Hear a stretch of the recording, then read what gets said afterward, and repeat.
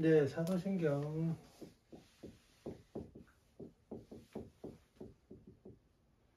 사도신경 오늘 볼 본문은 본디오 빌라도에게 고난을 받으사 십자가에 못 박혀 죽으시고 이 부분이죠. 본디오 빌라도에게 고난을 받으사 이 부분입니다. 우리가 잊지 말아야 되는 것은 항상 사도신경은 믿음에 대한 고백이라고 했습니다. 믿음이 중요합니다. 우리는 믿음이 구원을 얻게 합니다. 우리의 신앙은 믿음이 중심입니다. 그러니까 믿음은 이런 말이 있습니다. 아는 만큼 믿는다. 그러니까 믿음은 아는 만큼 믿는다. 그래서 아는 만큼 믿습니다. 예, 이게 굉장히 중요합니다. 예, 우리는 이게 엄청 중요하다고 강조하는 그런 신앙입니다. 그래서 아는 만큼 믿는다. 막 맹목적인 것 그냥 믿으면 됩니다. 이런 거 없습니다. 예, 우리 옛날에 막 그렇게 많이 주장을 했거든요. 믿습니까? 하면 아멘하고 그거 안 됩니다. 그렇게 해가지고는 절대 안 됩니다. 옛날에 하니까 좀 그랬는데 그게 옛날은 아닙니다. 그러니까 그 옛날에 들어왔을 때는 가르쳤거든요. 선교사들이 가르치고 진짜 이렇게 계몽하고 가르치고 이렇게 했거든요. 그러니까 지식을 많이 이렇게 주고 그래서 이제 그 가운데 믿음이 생기는 거지. 우리 선조들이 바보가 아니에요. 미개인이 아니에요.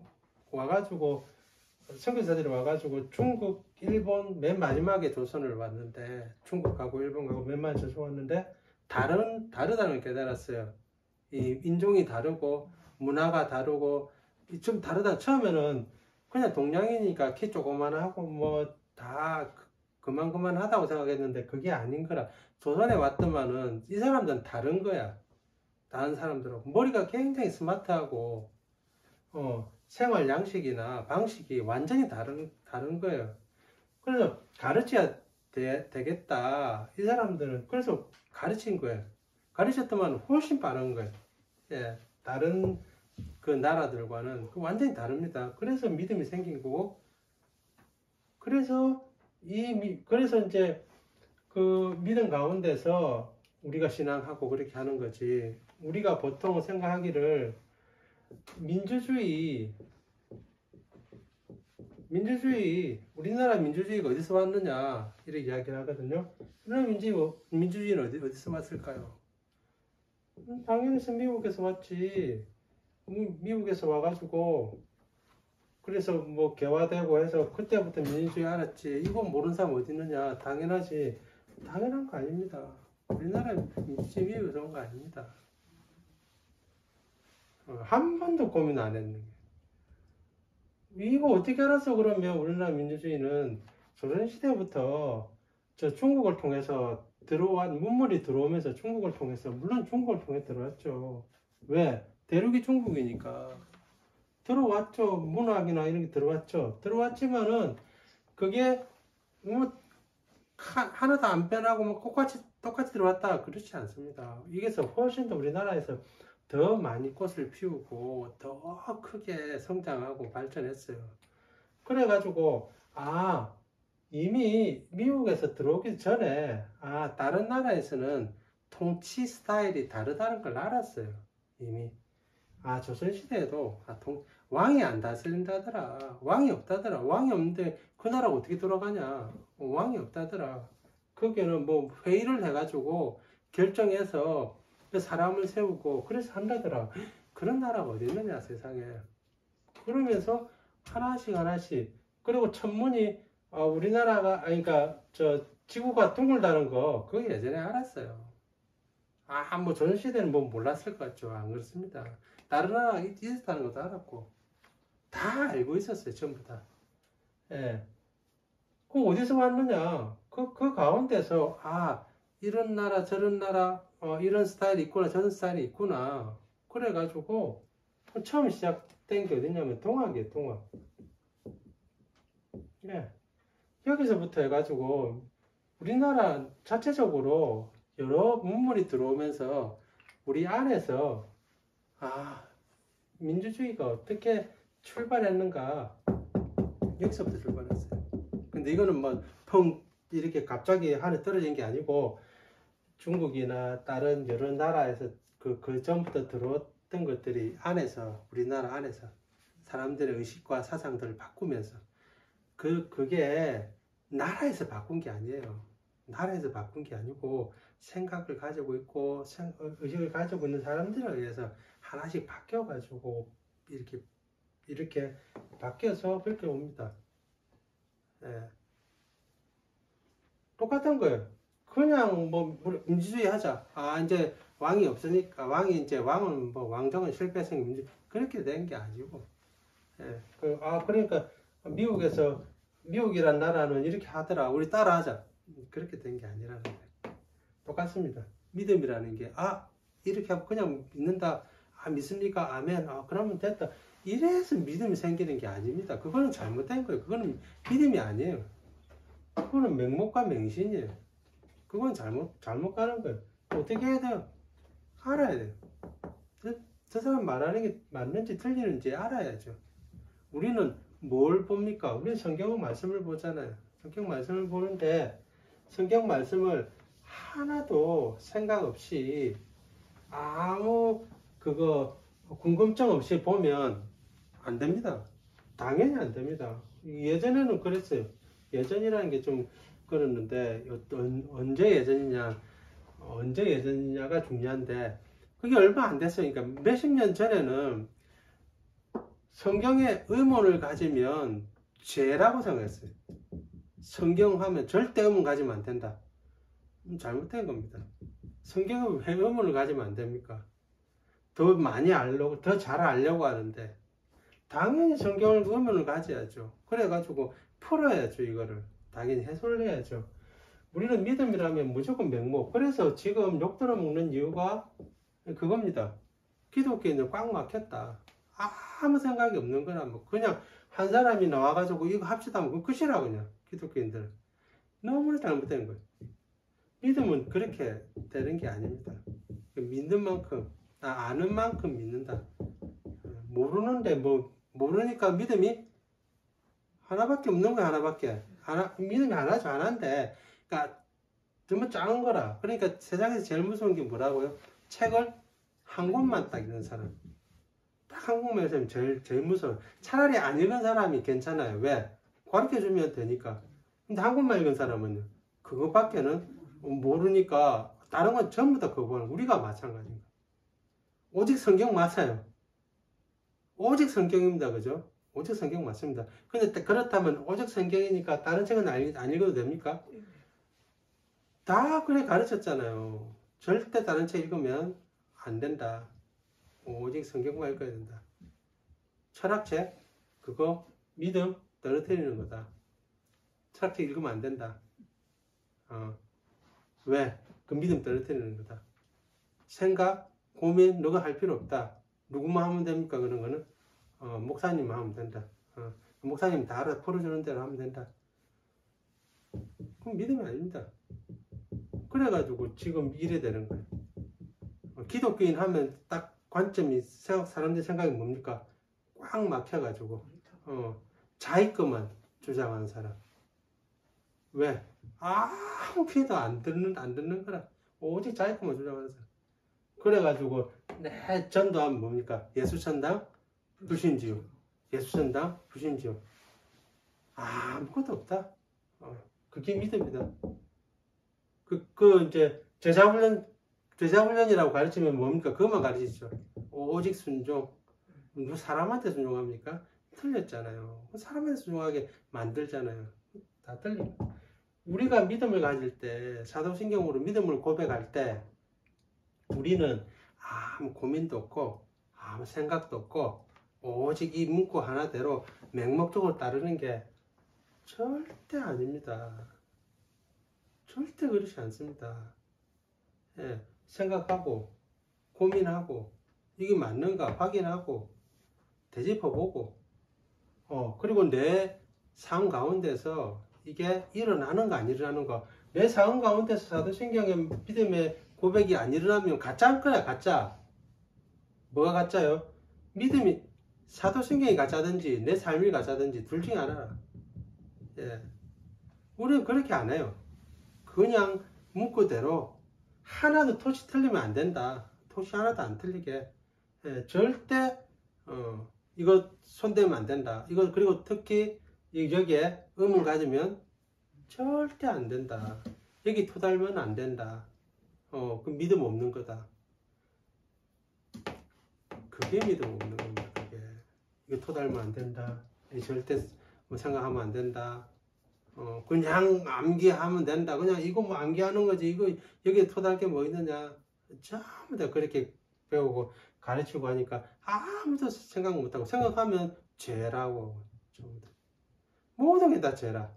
예. 그래가지고 전부 죄의식만 가득한 거라. 죄의식만. 모든 게 다 죄고. 절대 그렇게 하면 안 된다는 겁니다. 그래서 오늘 말씀에 본디오 빌라도에게 고난을 받으사 이게 있어요. 본디오 빌라도. 빌라도에게 뭐 받았다고요? 고난을 받으사. 네.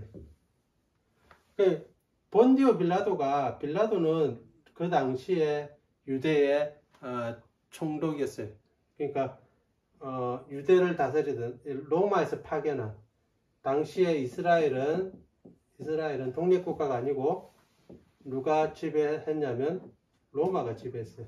로마가 지배하니까 이 로마에서 파견한 총독이 있어요. 총독. 우리나라도 36일째 치하 때 우리나라에 파견한 일본 총독이 있죠. 그것처럼 로마에서 파견한 총독이 있어요. 그 총독이 누구냐면 빌라도라. 그래서 제가 전에 잘못 설명한 게 있습니다. 이거 본디오라고 했을 때 저는 이제 이거를 본도라고 했어요. 본도라는 지역의 출신의 빌라도라 했는데 그게 아니고 폰투스라고 이 성이라고 이름이라고 이름 그대로이더라고요. 이름 폰투스 빌라도라고 이렇게 이름이다 이렇게 알고 있으면 됩니다. 폰투스 빌라도 이름입니다. 이름. 폰투스는 다섯 번째라는 뜻입니다. 다섯 번째. 그 이제 보통 이제 그 외국인들 이름을 보면 이름이 세 개예요. 세 개. 그러니까 이름 세 개라는 게 케네디를 말하면 존 F 케네디 이렇게. 존 F 케네디. 이름이 세 개예요. 이거는 자기 가문 이름, 가문. 자기 이제 가문. 예, 우리로 따지면 성씨죠. 예, 그 다음에 이건 자기 패밀리, 가문에서 또 내려온 또 패밀리. 그리고 이게 이제 이름이라. 그래, 이렇게 존 F 케네디, 뭐 이렇게, 뭐, 드와이트 루즈벨트 뭐 이렇게 뭐 하듯이. 어쨌든 존 F 케네디 이런 식으로 보통 3단 네임이 이름이 3개가 되는데 이게 어디서 유행했냐면 로마에서 유행했는데 로마 사람들의 이름이 이렇게 보통 3단이 있으면 보통 이제 이렇게 3개 이렇게 돼 있는 사람은 귀족들이면 귀족들. 왜 종들이 무슨 그게 있겠습니까? 자기 집안 뭐 이런 게 없잖아요. 종들은 집안이 사고 팔고 하는데 그 집안이 없잖아요. 근데 그러니까 이제 귀족들이 가문이 있고 그 다음 패밀리가 있고 그 다음에 이름이 있고 이런 식으로 해가지고 3단 네임이 로마에서 왔네. 로마는 그러면 그냥 왔느냐? 로마는 또 어디서 왔느냐? 로마는 또 삼리움이라고. 로마가 처음에 이제 건설될 때 로마와 삼리움 옆에 있던 나라예요. 삼리움이라는 나라를 같이 싸워가지고 로마가 이렇게 삼리움을 잡아먹게 됐어요. 그런데 문화로 따지면 로마보다 삼리움이 문화가 훨씬 더 높았어요. 그래서 그걸 받아들였어요. 로마가. 그 삼리움이라는 이 그 나라를 잡아먹었는데 여기 있는 문화를 받아들였어요. 우리나라로 따지면 우리나라와 일본을 따지면 우리나라가 문화가 훨씬 더 높았는데 일본이 와가지고 물론 그 당시에는 이제 일본이 더 많이 개화가 되고 더 많이 발전했지만 보통은 일반적으로는 우리나라가 훨씬 더 문화가 높았지만은 그 당시에 우리 잡힐 당시에는 일본이 많이 개화가 됐죠. 일본이 잡아먹었는데 일본은 우리나라를 어떻게 했냐면 민족 문화 말살 정책을 했어요. 다 없애자고 했습니다. 네. 그렇게 했고 일본은 그리고 또 여러 동남아를 일본이 이제 잡아먹을 때 우리나라는 민족 말살 정책을 했어요. 그래가지고 우리나라 말, 우리나라 글, 우리나라 복식, 전부 다 하나에서 일까지 다 없애려고 했고. 그리고 근데 그 반대로 또 행했던 나라가 있는데 그게 어디냐면 대만이에요. 대만은 대만은 아주 이제 유화 정책을 했어요. 대만은 일본이 대만은 막 너그 문화나 이런 거 다 살려주고 막 이렇게 했어요. 그러니까 전쟁이 끝나고 난 다음에 대만은 일본을 좋아하고 우리나라는 일본을 싫어하게 했죠. 당연히 싫어하게 됐죠. 대만은 이제 아주 민족을 그러니까 그 나라 나름대로 문화를 인정하고 이렇게 했기 때문에 그러니까 대만은 지금도 일본을 좋아하죠. 네. 똑같은 거예요. 삼리움이라는 이 나라를 로마가 삼켰지만 삼리움이 문화는 훨씬 더 높았기 때문에 이제 다 수용했어요. 그 나라 그 문화를. 그래가지고 이름도 같이 수입했어요. 네. 삼리움에서 온 거예요. 삼리움이 로마로 들어가고 그러니까 어차피 이제 로마에서 왔는데 존 F 케네디 이런 것처럼 이제 빌라도도 역시 마찬가지 이름이 본디오 뭐 빌라도 뭐 삼담네임 이렇게 갔는데 어쨌든 이게 어디서 왔느냐 빌라도는 폰투스 삼리움 옛날에 삼리움 나라의 삼리움 족속의 5번째 족속의 빌라도다 이런 자기 이름 안에 자기 패밀리 이름이 들어가 있다 이 말이에요. 자기 이름 안에 그래가지고 어떤 사람은 본디오 빌라도에게 고난을 받았다 이렇게 해가지고 사람들이 막 이렇게 그거 가지고 이제 시비 거는 사람들이 많았어요. 왜? 우리가 성경을 보면 본디오 빌라도는 어떻게 합니까? 예수님을 자꾸 풀어주려고 하죠. 그래서 명절에는 죄인 하나를 풀어주는 전례가 있으니 너희들 누구 원하느냐? 너희들의 왕 예수를 풀어줄까? 하니까 아니요 우리는 강도 바나바를 풀어달라 막 그렇게 해가지고 아니 왜 그러느냐 너희들 왕은 우리 왕 아니다.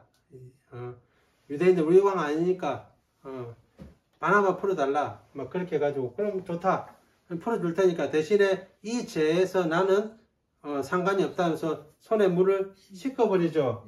그렇게 그런 모양을 보면서 또 본디오 빌라도의 또 그 아내가 유대인이거든요. 유대인 너무 잘 아는 거라 꿈에서 꿈을 꿨는데 예수는 죄가 없다더라. 그래서 제발 좀 풀어달라고 막 그랬는데 그 본디오 빌라도는 풀어주려고 열심히 노력했는데 유대인들이 못 풀어주게 하니까 어쩔 수 없다 해가지고 본디오 빌라도는 사실은 죄가 없는 사람이다. 그리고 사도행전에 보면 본디오 빌라도에게 고난을 받았다 이렇게 돼 있는데 사실은 본디오 빌라도 시대에 고난을 받았다 이렇게 이제 표현하는 게 맞다 이렇게 주장한 사람이 있습니다. 예, 그럼 뭐가 맞느냐? 뭐가 맞는지는 정확하게는 제가 뭐 그렇게 살아보지 않아서 모르겠는데 뭐가 맞느냐면 이 사람이 죄가 없는 것은 절대 아니다. 이 사람 죄가 없는 건 절대 아니다. 이 사람의 판결로 인해서 예수님께서 분명히 고난을 받고 그리고 분명히 십자가에서 돌아가셨다. 절대 자기 죄를 뭐 숨길 수가 없다. 내가 뭐 시대에서 어쩔 수 없었다. 상관시켰으니까 아니면 폭동이 일어나니까 내가 어쩔 수 없었다. 그럼 지금도 마찬가지죠. 그러면 나치 시대에 히틀러 시대에 나는 밑에 그 부하들이 뭐라고 말합니까? 나는 위에서 시킨 대로 한 것 뿐이다. 가스실에 넣으래서 넣은 거고 잡아오래서 잡아온 것이 나는 오히려 그 국가에 그 충성하기 위해서 한 거지. 나는 뭐 그 히틀러 모른다. 그러니까 히틀러 모른다는 게 히틀러가 뭐 그렇게 해가지고 이렇게 나는 국가에 충성한 것이다. 근데 판결은 어떻게 됩니까? 그 사람은 그러면 히틀러에 충성한 게 아니니까 이 사람은 죄가 없다 이렇게 판결합니까? 아닙니다. 당연히 잘못된 명령에 대해서는 가만히 있으면 안 된다. 니도 같이 벌을 받아야 된다. 당연히 벌을 받죠. 너무나 당연한 거죠. 역시 마찬가지입니다. 그렇다고 해서 지금 중요한 건 뭐냐면 사도신경에 본디오 빌라도에게 고난을 받았다고 말하는데 중요한 건 뭐냐면 본디오 빌라도가 중요한 것도 아니고 이 시대도 중요한 것도 아니고 고난이 중요해요. 고난이. 누구는 메시아는 고난받는 사람이다. 이게 중요한 거예요. 핵심은 이겁니다. 우리의 메시아는 고난받는 사람이다. 고난이 없으면, 고난받지 않으면 메시아가 아닌 거예요. 메시아가 아닌 거예요. 고난이 중요한 거예요. 이게 핵심이에요. 우리가 신앙을 고백할 때 본디오 빌라도에게 고난을 받아서 하니까 본디오 빌라도가 핵심이 아니고 메시아는, 예수님은 고난받았다는 거예요. 이게 중요한 거고 메시아는 고난받아야 된다는 게 중요한 겁니다. 왜 고난받아야 됩니까? 메시아는 왜 고난받아야 됩니까? 우리는 이렇게 질문을 해야 되는 거예요. 메시아 고난받는 게 중요하다. 그렇구나. 메시아는, 그래서 예수님이 고난받았구나. 예, 이제 저는 그걸 믿습니다. 아멘. 이 끝나는 게 아니고, 왜 고난받아야 됩니까? 왜? 이게 중요한 거예요. 왜 고난받아야 됩니까? 그 메시아가 고난받는 이유가 성경에 나와 있어요. 고난을 받아야 되는 거라. 왜 고난받아야 되느냐. 두 가지를 찾아보겠는데, 하나는 히브리서를 한번 찾아보겠습니다. 4장 15절에, 히브리서 4장 15절을 찾아보겠습니다.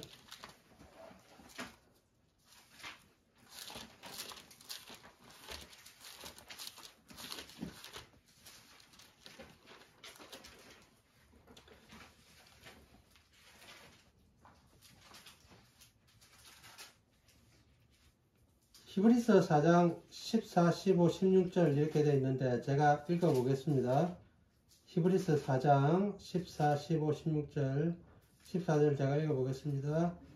그러므로 우리에게 큰 대제사장이 계시니 성천하신 이 곧 하나님의 아들 예수시라. 그가 믿는 도리를 우리가 믿는 도리를 굳게 잡을지어다. 그랬죠. 15절에 우리에게 있는 대제사장은 예수님이십니다. 대제사장은 우리의 연약함을 동정하지 못하실 리가 아니요 모든 일에 우리와 똑같이 시험을 받으신 이로되 죄는 없으시니라. 그러니까 우리와 같이 똑같이 시험 받고 똑같이 고난 받았기 때문에 우리의 연약함을 동정하실 수 있다 이 말입니다. 동정하신단 말은 함께 고난을 받는다 이런 뜻입니다. 함께 겪는다 이런 뜻. 함께 겪는다 이런 함께. 그러니까 예수님께서 우리의 연약함을 동정하실 수 있는 이유는 그것을 남의 일이 아니라 내 일로 여길 수 있는 이유는 예수님도 고난을 받고 시험을 받았기 때문이다. 이 메시아는 우리의 이 메시아는 시험과 고난을 받으신 분이다. 왜? 우리의 고난과 시험을 동정하실 수 있기 위해서. 동정한다는 것은 안다는 것은 그냥 생각으로 안다는 게 아니고 같이 체험한다는 거예요. 같이 체험, 같이. 예. 그래서 한번 보십시오. 옛날에 그 장수가 장군이 일반 병사들과 같이 잠자고 일반 병사들과 같이 먹고 일반 병사들과 같이 마시고 그리고 일반 병사가 상처가 나가지고 옛날엔 잘 치료를 못하니까 막 썩어가지고 막 진물이 나고 막 그렇게 하면 어떻게 합니까? 그거 다 털어내야 되는데 그 장군이 와가지고 입으로 자기가 일일이 다 빨아가지고 치료해주고 옆에서 같이 막 씻겨주고 치료해주면 병사들이 같이 전쟁에 나갈 때 힘을 더 내겠습니까? 안 내겠습니까? 힘을 아니 죽도록 하죠. 죽도록. 예, 당연하죠. 그 우리나라는 어때요? 일단은 장군 빠질라 하고 뭐 병사가 죽든 안 죽든 일단은 빠질라고 하고 일단은 내 책임 아니라 하고 그럼 누가 그 합니까? 누가 그러면 내가 만약에 저 사고가 났다 아니 만약에 전쟁이 났다 그러면 나와가지고 누가 전쟁하려고 합니까? 아무도 전쟁 안 하려고 하죠. 예, 다 위에 사람들은 다 빠지고 다 이렇게 하면 메시아도 마찬가지인 거예요. 메시아도 우리가 따르는 메시아는 우리가 따르는 예수 그리스도는 함께 고난을 받았기 때문에 내 사정을 너무나 잘 알고 있다는 거예요. 그래서 그래서 메시아는 고난을 받으신 메시아라. 고난을 알고 있고 시험을 알고 있는 메시아라. 예, 우리의 리더가 그러니까 생각을 해보십시오. 우리의 리더가 누가 돼야 되는지, 어떤 사람이 리더가 돼야 되는지를 같이 생각을 해봐야 되는 거예요. 같이. 예, 그러니까 그 생각을 잘 하고 계셔야 된다. 어쨌든 히브리서에 이렇게 나와 있죠. 그리고 이거는 이사야서 한번 더 찾아보겠습니다. 우리가 그 메시아를 예언할 때 이사야서를 많이 인용을 하는데 이사야서를 한번 봅시다.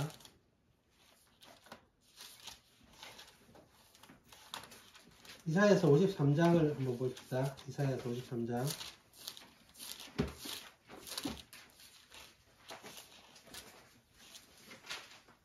이사야서 53장 한번 봅시다. 자, 예수님에 대해서 이제 예언하는 구절이죠. 우리가 잘 아는 부분입니다. 1절부터 제가 천천히 한번 읽어볼게요. 이사야서 53장 3장 우리가 전한 것을 누가 믿었느냐? 여호와의 팔이 누구에게 나타났느냐?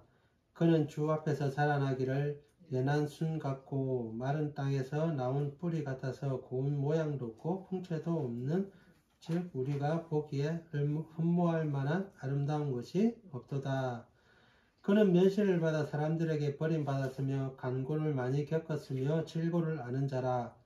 마치 사람들이 그에게서 얼굴을 가릴 것 같이 멸시를 당하고 우리도 그를 귀히 여기지 아니하였도다. 왜 그렇게 했느냐? 4절 계속해서 그는 실로 우리의 질고를 지고 우리의 슬픔을 당하였거늘 우리는 생각하기를 그는 징벌을 받아 하나님께 맞으며 고난을 당한다 하였노라. 그가 찔림은 우리의 허물 때문이요 그가 상함은 우리의 죄악 때문이라.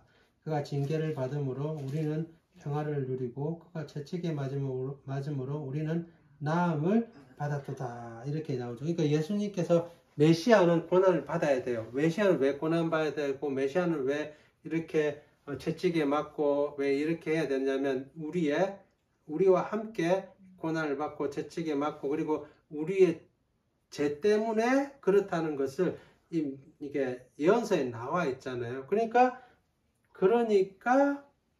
예수님께서 고난을 받으신 것이다 이 말인 거예요. 그래서 메시아는 고난받는 분이시다 이 말인 거예요. 여기서.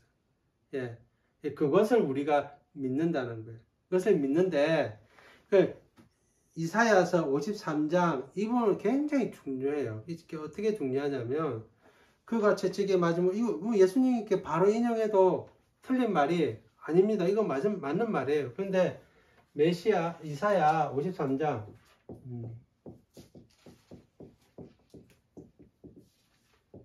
고난받는 메시아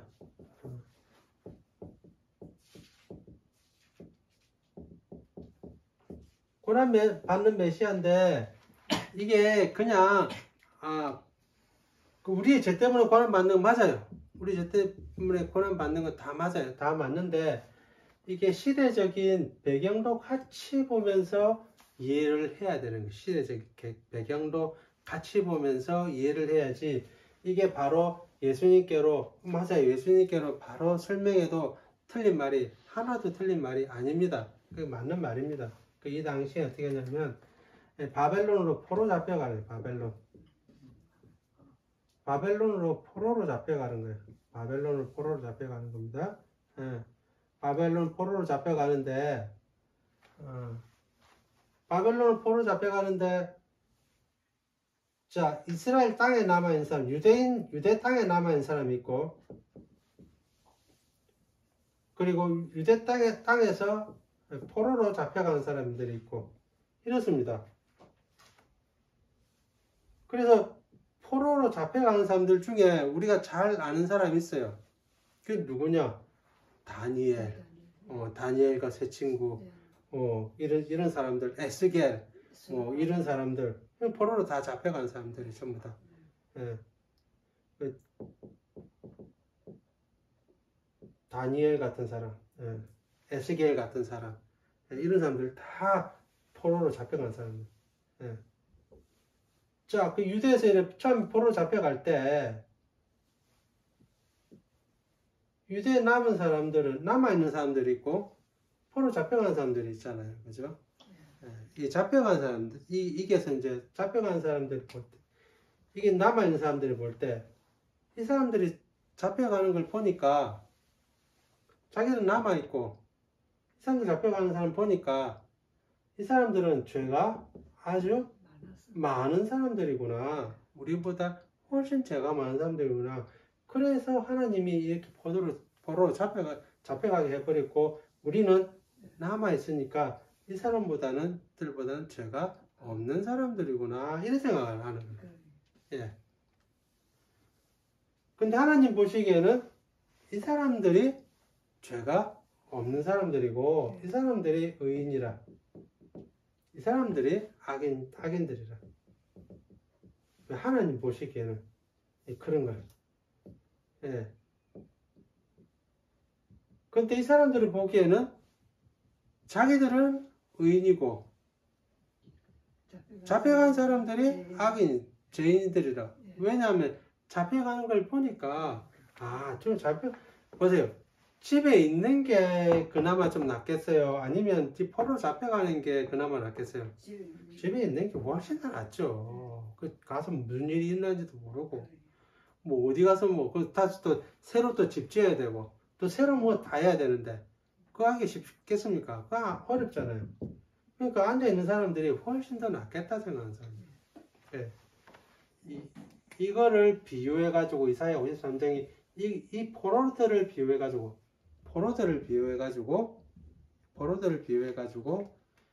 보세요. 그가 찔림언이 됐죠. 그가 누구냐면 포로들이에요. 포로들. 여기 단수인데요. 이건 복수인데요. 어떻게 이럴 수 있습니까? 이럴 수 있습니다.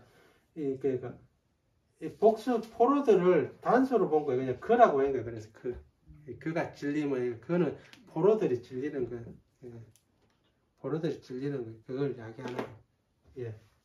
예수님은 한 분이잖아요. 예수님은 한 분이지만 예수님은 누구를 대표하냐면 교회를 대표합니다. 교회는 여러 성도들이 엄청 많잖아요. 엄청 많잖아요. 엄청 많아. 근데 예수님은 대표합니다. 예수님이 고난 받는 것은 누가 고난을 받는 거냐면 교회가 고난 받는다고. 그래서 사울이 교회를 잔멸하려고, 사도행전에 사울이 잔멸한다는 것은 씨도 안 말리겠다는 뜻이에요. 씨도 안 말리고 다 없애려고 다메섹으로 가는데, 다메섹에서 예수님이 나타나셔가지고 말씀하시죠. 뭐라고 말합니까? 사울아 사울아, 네가 왜 나를 핍박하느냐, 이러면 고난, 그렇게 이야기하죠. 그러니까 사울이 누십니까? 주님 누십니까? 내가 당신을 본 적도 없고 핍박도 안 했는데.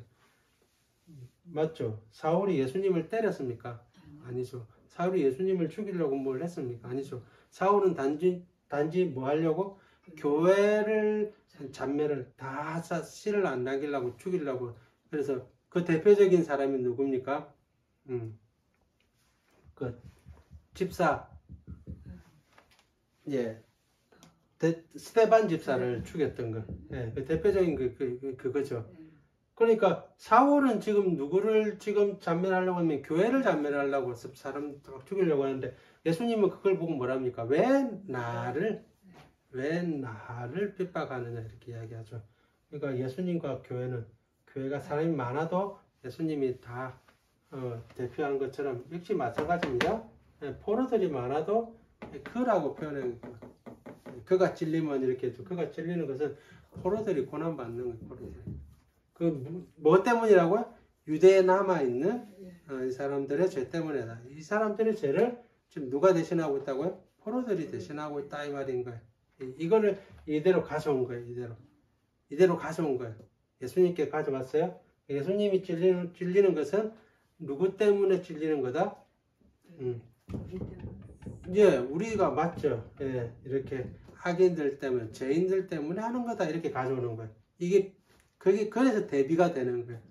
그래서 우리에게까지 대비가 되는 거예요. 그래서 예, 그냥 내 죄 때문에 이렇게 되는 게 아니라 이렇게 비유가 되니까 대비가 되는 거예요. 그런데 여기서 받아들이는 사람도 있고 못 받아들이는 사람이 있을 거 아니에요. 못 받아들이는 사람들은 이제 여기서 화를 내는 거예요.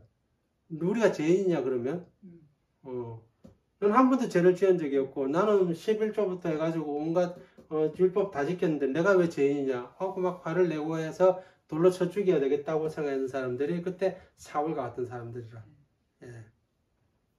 그렇게 해가지고 흘러가는 겁니다. 그래서 우리가 생각해야 되는 것은 사도신경에서 오늘 본디오 빌라도에게 고난을 받으사 할 때 예수님은 즉 메시아는 반드시 고난을 받으셔야 된다. 고난 없는 메시아는 없다. 고난을 받으셔야 된다. 고난 없는 메시아는 없다. 그래 그 고난으로 말미암아 그 채찍으로 말미암아 우리의 죄가 하나씩 우리 죄 때문에 맞는 것이다. 우리 죄라는 게 반드시 처음부터 막 그렇게 되는 게 아니라 역사적인 흐름을 보면서 그래서 어떻게 해야 됩니까? 어떻게 포로로 잡혀간 이 모습을 보면서 이 남아있는 사람들은 어떻게 해야 됩니까? 어떻게 해야 될까요? 포로로 잡혀간 사람 보면서 남아있는 사람들은 어떻게 해야 될까요? 내 가슴을 치고 내 죄 때문에 이렇게 됐다는 것을 회개하고 받아들여야 되는 거예요. 그렇게 저 사람들은 죄인이다. 저는 죄 때문에 저거 죄 때문에 저렇게 흘러가는 거다. 우리가 그렇게 하고 있잖아요. 우리가 옆 사람 보고 찌르고 저 예수님은 반드시 네 죄 때문에 돌아가셨다. 예수님은 누구 죄 때문에 돌아가셨지? 자기한테는 안 돌리는 거예요. 그 말씀을 전하면 그 말씀이 전부 다 치는 거라. 저거는 이 집사한테 가야 되고 저건 김 집사한테 가고 저거는 누구한테 가야 되고 저건 누구한테 가고 이렇게 해야지. 저 말씀이 내 말씀이다. 그러면 그 사람은 소위 말해서 예수님의 그 고난을 내 거로 받아들이지 않으면 예수님과 나와는 상관이 없는 거예요. 교회를 나오든지 안 되든지 그건 문제가 안 되는 거예요. 교회에 앉아 있든지 말씀을 듣든지 그건 문제가 안 되는 거예요. 왜? 앉아있으면 뭐합니까? 그게 나하고는 상관이 없는데. 처음부터 저거는 김 집사가 좀 드려야 되는 거고 그래 맞다. 저 사람이 잘못된 거 지금 뭐 말씀으로 저 이야기하는구나. 그렇게 해야지. 저게 내 때문에 저런 거구나. 지금 나한테 하는 거구나. 그냥 안 하잖아요. 그 똑같은 걸 지금 하고 있는 거예요. 그 이야기를 하고 있는 거예요. 우리가 고백하잖아요. 사도신경은 고백할 때 그래 받아들여야 되는 거예요. 그래 안 받아들이면 우리의 고백은 고백이 아닌 거예요. 이거 고백 아닌 거예요. 고백이 아니고 그냥 암송이라. 암송하면 안 된다는 게 기억하면 안 된다는 게 좀 그 뉘앙스를 잘 알았으면 좋겠습니다. 그게 무슨 말입니까? 암송하지 말라는 뜻이 아니고 그 안에 뜻이 무엇인지 제발 좀 생각하고 제발 좀 돌아보고 그래서 이게 나와 상관이 있는지 없는지 그렇게 좀 판단해야 된다 이런 뜻입니다. 여기까지 하겠습니다.